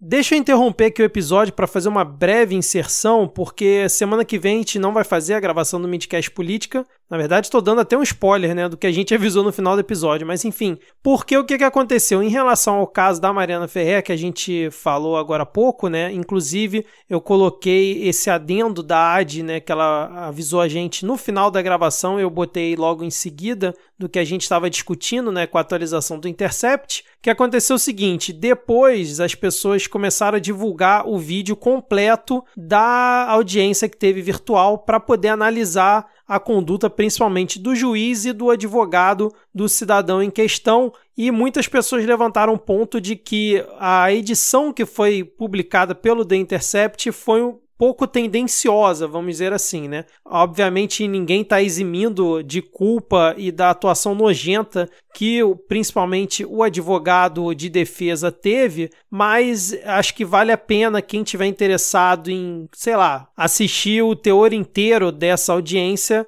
dar uma procurada lá no Twitter, tem várias pessoas já falando sobre isso para talvez tirar suas próprias conclusões, assim, só para não ficar muito desatualizado do que a gente comentou, já que o vídeo inteiro surgiu no dia seguinte. E um outro adendo que é preciso ser feito aqui também, que está indiretamente relacionado a essa história, vou aqui até imitar uma das vinhetas do Medo e Delírio, chamo aqui o meu amigo Costinha para perguntar para ele: Costinha, o que aconteceu com o Rodrigo Constantino? Se fodeu! Exatamente. E por que isso aconteceu? Porque ele foi numa live dele querer comentar sobre o caso e fazer ali uma comparação e dar um exemplo asqueroso, nojento, esdrúxulo, que você tem que reprovar de todas as formas, onde ele falava sobre a própria filha numa situação de abuso. Então ele sofreu todas as consequências possíveis nesse caso e foi demitido de todos os veículos em que ele participava: Jovem Clã, a Rádio Guaíba, o Correio do Povo, Gazeta do Povo, então a Record também, todos eles anunciaram a demissão do Rodrigo Constantino aqui no dia que eu estou gravando. Então fica também esse adendo, porque não é legal ver ninguém sem a sua renda, mas acho que ri um pouquinho aí da desgraça alheia do Rodrigo Constantino, que tão mal fez para a política brasileira, né, para o debate político brasileiro. Acho que dá para abrir essa exceção. Então termina aqui o meu adendo e vamos seguir com o episódio. Vamos fechar por aqui então, ou vocês querem falar mais alguma coisa? Eu só quero dar uma última notícia boa das eleições norte-americanas. Pra gente não terminar isso pensando: será que deu Trump? Daí chega sexta-feira, sai o episódio e deu Trump mesmo. Mas eu vou dar uma última notícia boa. Alexandria Ocasio-Cortez, a nossa querida AOC, foi reeleita, tá, galera? Então vamos ter essa querida jogadora de Among Us. Essa parte do prefeito você falou, Ad? Falou, né? Não falei, vou dar uma pincelada rapidão, então. O prefeito de Florianópolis, que é o Jean Loureiro do Democratas, está sendo acusado por uma mulher de estupro. Ela disse que teve 3 relações com o prefeito entre 2017 e 2019. E é claro que o Jean disse que não aconteceu, que foi tudo consensual, mas ela disse que o último encontro entre os dois não foi consensual. E é claro que este moço, Jean Loureiro, do Democratas, está em primeiro lugar nas pesquisas para a Prefeitura de Florianópolis. Bom, então fechamos por aqui essa nossa parte que todo mundo acha chato. Vamos agora diretamente para o nosso momento Vira Casacas, onde mandamos salves, beijos e abraços para os ouvintes, respeitando, obviamente, a distância segura de 1,5 m. Deixa eu começar aqui, então, mandando um salve para o nosso querido Denis Almeida, e ele pediu um parabéns para você, fora de ritmo, para a @BiaPineiro, que está fazendo aniversário hoje. Eu não sei se é hoje, no dia que sai o episódio, ou hoje no que a gente está gravando, acho que é hoje do dia que a gente está gravando. E ele disse que pode ser uma versão de Envelheço na Cidade do Ira também, se a gente quiser. Eu não conheço essa versão, então deixo para vocês aí decidirem como é que vai ser o parabéns. Feliz aniversário! Eu não conheço cada coisa. Assim. Feliz aniversário! Envelheço na cidade! Feliz aniversário! Envelheço na cidade! Olha aí, Denis. Pedido extremamente atendido, Denis. Muito bom. Deixa eu também mandar aqui um salve para o Bruno Chamado, que ele pediu um abraço bem distante e um beijo com hidroxicloroquina. Pô, Bruno, aí não, né? Hidroxicloroquina não. Bruno, que é o nosso famoso ouvinte ex-bolsonarista que a gente vira e mexe e comenta aqui, né, cara? É o beijo que faz o coração bater mais forte e depois mais fraco. É um beijo bom caso você esteja com malária. É verdade. Ou tenha lúpus. Também. É verdade. E ele disse que ama todos aqui da bancada também. O @jneto81 mandou um salve para todos nós e disse que continuem com um excelente trabalho, porque a cada dia tá foda conviver no Brasil. A @ex-lesbianes pediu um beijo à distância e a Queen the Castle também pediu um beijo. Você só bota os negócios em inglês pra mim, né? Um beijo para a capixaba... Olha, viu? Um beijo para a capixaba cigana Renata Murari, que disse que seu amigo Rafael tem um amigo com a mesma voz do Rodrigo e pediu para mandar um abraço para ele também. Um abraço para a pessoa que tem a minha voz aí, que eu não sei quem é, cara. Mas que voz bonita. Já tem substituto, já. Isso que eu ia falar, manda contato aqui no Midcast pra gente substituir o Rodrigo, caso ele esteja de enxaqueca. Pô, cara, se precisar ir de uma folga, manda o currículo. Pois é, olha aí. Ele deixa o roteiro prontinho, é só ler. Mas ele vai mexer na paródia, antes de você entrar pra cantar. A Maria Pluma pediu um salve para os cidadãos e cidadãs mais fodas da podosfera. Isso é a gente? Ah, é a gente! Obrigada, Maria! Ela disse que por lá no interior de Minas Gerais ela segue campanha política e acompanha o Midcast. E consegue deixá-la por dentro de tudo que acontece nesse cabaré em chamas que é o Brasil em que a gente vive. Ai, amiga. A Ana Penalva mandou um beijo para a equipe linda do Midcast. Ui, obrigada, amiga. E muita força para acompanhar as notícias do Brasil. Força não, porque força eu mato. Paciência. A Barraqueiro42, @Barraqueiro42, pediu um salve pra ela e pro @Fernando Gamer. Fernando Gamer. Também manda um salve aqui pro Fernando Gamer. Fernando Gamer, @Fernando Gamer. Manda um salve aqui também pro pessoal do podcast Já Tava Assim. Escutem o Já Tava Assim, gente. Vale muito a pena. E um abraço pro pessoal do Entre Sumários Cast, que é um podcast que debate semanalmente literatura, e pra apresentadora, @autora Scarlett, que disse que é apaixonada aqui pelo Midcast. A Júlia Ringer mandou um beijo pra todos nós. E também aproveitou para mandar um pra Xuxa. Eu não sei se a Xuxa é nossa ouvinte constante, mas... A Xuxa vai estar no próximo Midcast, fui eu que pedi. Tá bom. Bom, a Lívia Santos pediu um beijo e um abraço. Um beijo e um abraço distantes. Quando tudo passar e a gente tiver vacina, a gente pensa no beijo e abraço ao vivo. E o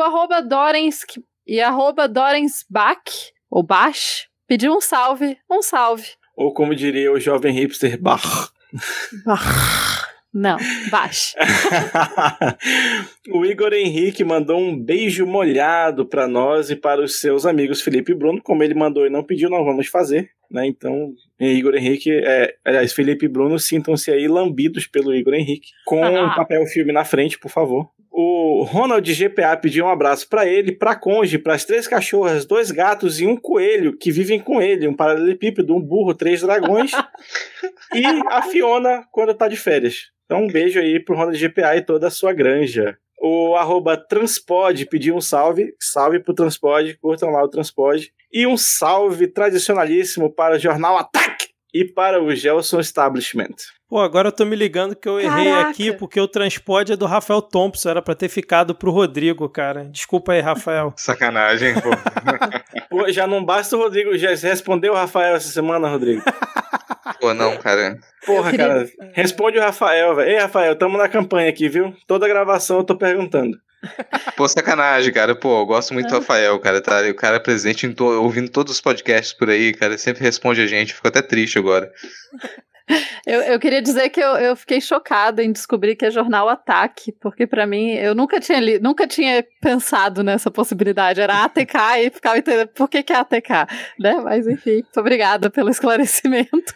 Inclusive, você tem notícia do Jornal Ataque, Vitor? Já tá bem, tá de alta, como é que tá? Disse que tá de boa lá já, cara. Já tá recuperada da cirurgia delicada que ele fez. Muito bem. Quem quer começar aí com as dicas? Posso começar? Porque já que a gente abriu também com emo, eu quero indicar um podcast hoje, que foi o Diego que me indicou, e eu passei um dia inteiro ouvindo todos os episódios dele, que se chama Emoções Misturam Ovos, ou simplesmente Emo, que é sobre a cultura emo, e é bom pra gente perceber também que a música emo não é só música triste, ela tem suas características mesmo, e aí, o cara viaja nas ondas, faz playlist, é muito massa. E o livro Fascismo e Camisas Verdes, do integralismo ao não integralismo, do Odilon Caldeira Neto e do Leandro Pereira Gonçalves, que é um daqueles livros em que você vai sentar e você vai conseguir fazer um paralelo com a sua vida em 2020 e você vai querer chorar. Então tá aí, fica aí minhas dicas para você chorar.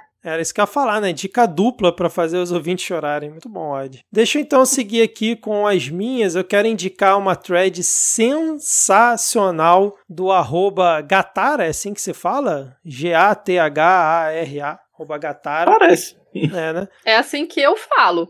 Enfim, então fica sendo o @Gatara mesmo. É em inglês, né? A thread tá em inglês, mas o Twitter tem lá aquela tradução automática, então para quem não fala inglês é simples lá, é só botar para traduzir o tweet, né? E ele faz uma thread como se fosse a cobertura jornalística das eleições dos Estados Unidos, caso os repórteres enviados fossem africanos, né? Como é que eles fariam, né, essa contraparte em relação às eleições lá na América. Cara, é excelente. Sim, leia, porque você não vai se arrepender. E a outra dica que eu queria dar aqui, cara, é um filme já meio velho, né? Diz que é de 2017, mas que eu assisti ontem na tela quente da Globo, uma coisa que eu não fazia há muito tempo.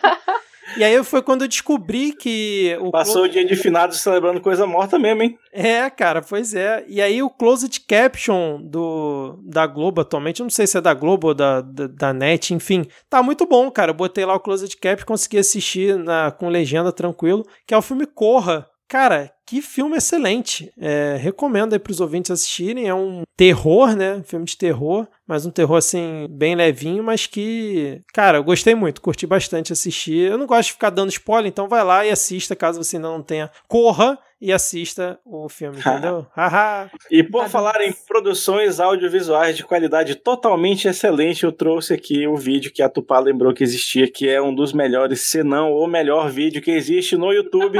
Exército Brasileiro, aliste-se já. Veja, não importa o que você está fazendo, onde você está, pare agora, chame o seu avô, a sua avó, as crianças da casa. Você, cadê o menino que mora? O Ronald, chama aí a sua cônjuge, as 3 cachorras, os 2 gatos e o coelho para ver esse vídeo, porque ele é sensacional. E aí, quem vai seguir? Eu gostaria para vocês, já que eu falei um pouquinho da questão do mito da racionalidade, eu gostaria de indicar esse filme incrível, que é @NataliaAguiar_CS, então é Natália Aguiar, tudo junto. Fez sobre o mito da racionalidade. Ela é uma cientista política e ela comenta bem essa questão, como que a gente cai fácil nessa ideia de não, mas a minha análise é mais racional. Bom, além disso, eu queria indicar para vocês entrarem no site Percursos da Saúde no Brasil, a contribuição do TCU. É uma exposição que está, nesse momento, em cartaz no Museu do TCU. E como nós estamos num momento de pandemia, o museu foi transferido online. Então você pode, se você entrar no site do Percursos da Saúde no Brasil, você consegue ver não só os textos, mas a gente reproduziu o nosso museu online. Então você consegue, se você tiver esses óculos de realidade virtual, é como se você estivesse andando no museu, que é mais legal. Mas sim, no computador funciona também, viu? Não precisa ter essas tecnologias todas. O museu, no caso, é o museu que eu trabalho, eu fiz a pesquisa dessa exposição, eu e meus estagiários, ficou incrível. E a gente também, eu vou pedir para os meninos deixarem aqui no link um telefone, caso você tenha uma escola que gostaria de fazer uma visita mediada. Você gostaria de fazer uma visita mediada com a sua escola para aprender mais sobre o SUS e a história do SUS no Brasil? Você pode ligar e marcar visitas. A gente atende escolas do Brasil inteiro.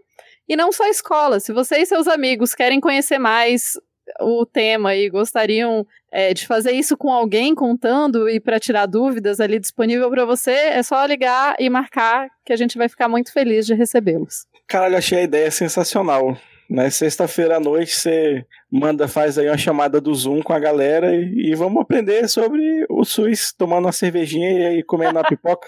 Olha que maravilha. Puta Cara, merda. Eu acessei o tour e é sensacional mesmo. Belíssimo trabalho, Tupá. E a gente até indicou no episódio que a gente gravou com a Ana Paula Salviati, se caso eu não tenha feito, sei lá, o jabá corretamente, depois você puxa a minha orelha, mas eu me esforcei Não, ao máximo. foi tranquilo. Foi tranquilo. Eu tenho muito orgulho desse trabalho, assim, eu acho que ficou um trabalho muito legal. E, infelizmente, tem a pandemia e vocês não podem ir lá, porque originalmente tem várias coisas para se brincar e para mexer, né? Toda interativa a exposição. Mas, de qualquer forma, a gente deu um jeito, inclusive, de trazer o nosso caça-palavras para a internet, assim. Então, tem um caça-palavras lá que você pode brincar como se fosse batalha naval. Então, divirtam-se. Por falar em batalha, vou dar as minhas 2 indicações aqui. A primeira é, se você quiser entender melhor se o Joe Bin Laden ganhou do trompetista, você vai lá escutar o Explica América. Joe Bin Laden. O Explica América, que é o podcast aí, criado pela nossa querida Júlia Matos, ele vai te explicar melhor como é que é essa complexidade ali do sistema eleitoral americano sem sentido nenhum, além de muito sobre a história dos Estados Unidos também. Essa é a minha indicação de podcast dessa semana, e eu vou terminar com uma indicação aqui que nos retorna ao início desse podcast, porque quem não conhece esse meme antigo da época do Orkut, por favor, vão ali assistir Confissões de um Emo. Bom, é isso então, fechamos por aqui mais esse episódio. Semana que vem tem episódio, gente? Semana que vem tem episódio todos os dias. Exatamente, não tem o Midcast Política tradicional, vamos dizer assim, mas vai ter episódio aí todo dia no nosso feed com a cobertura das eleições, então voltamos aqui daqui 15 dias, talvez, né? Seja lá. Sofrimento em gotas. Exatamente, cara. E não votem em ninguém que eu não votaria. Isso, é. Ô, Diego, você tem alguma indicação mundana sem ser da internet? Você prometeu isso pros ouvintes na última, hein? Porra, verdade. Deixa eu pensar. Sacanagem, a essa hora da madrugada o cara vai me lembrar que eu tinha prometido alguma coisa. Falei, prometi quando eu tava bêbado. Tava bêbado na hora que eu prometi. Sei lá, se você nunca comeu figo em calda porque você acha a aparência estranha, experimente, você vai se surpreender. Boa. E com essa belíssima dica, chegamos aqui ao final do episódio. Se você curtiu, compartilhe ele, faça a palavra do Midcast chegar em mais pessoas. Valeu, gente. Até daqui 15 dias e passem bem. Valeu, tchau, tchau. Valeu. Tchau.